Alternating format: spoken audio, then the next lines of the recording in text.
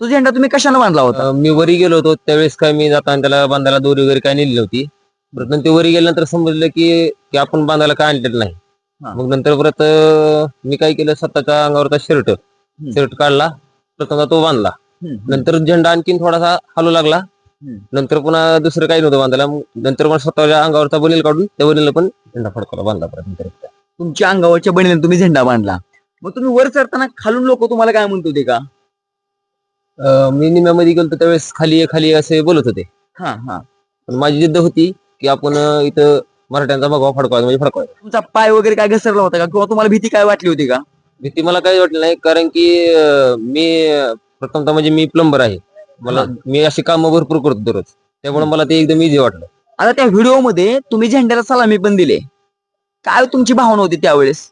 भगवा झेंडा म्हणजे आपला मान आहे, सन्मान आहे, अभिमान आहे.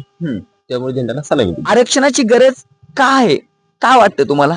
बरेच काही गोष्टी होऊ शकतात. शिक्षणासाठी झालं, परत नोकरीसाठी झालं. तुमचा सोशल मीडियावरचा व्हायरल व्हिडिओ पाहून एक जण कमेंट केली, ते डॉक्टर आहेत, ते म्हणतात की हा पट्ट्या कोण आहे झेंडा अडकवलेला, मला याला भेटायचा आहे, मला याचा सत्कार करायचा आहे. अख्ख्या महाराष्ट्रातून तुमचे त्या ठिकाणी व्हिडिओ व्हायरल झाल्यावरती लोकांची एवढ्या प्रतिक्रिया आहेत की लोक तुम्हाला भेटायला आतुर आहेत, तुमचा सत्कार करायला आतुर आहेत. सत्कार स्वीकारचाल का, किंवा त्या लोकांच्या, ज्या लोकांना तुम्हाला भेटायची आतुरता आहे त्यांना काय सांगाल तुम्ही? जसं की भगवा फडकावला, पण आपलं आरक्षण भेटलं, हाच माझा मान आहे, सन्मान आहे आणि सत्कार हाच मी स्वीकार